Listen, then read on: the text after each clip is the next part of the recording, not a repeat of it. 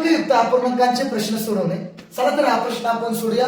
5.2/6 अधिक 4.3/6 असा प्रश्न सोडवायचा आहे.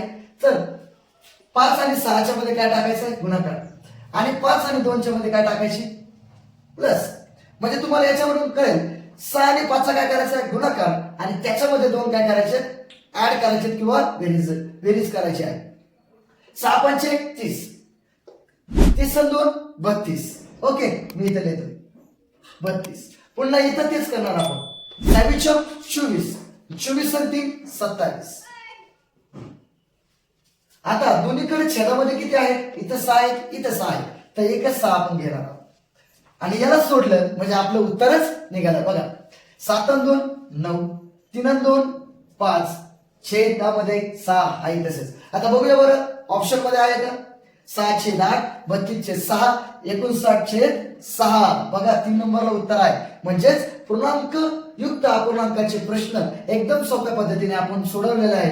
याच प्रश्नाच्या आधारे तुम्ही अनेक प्रश्न सोडवू शकता. धन्यवाद.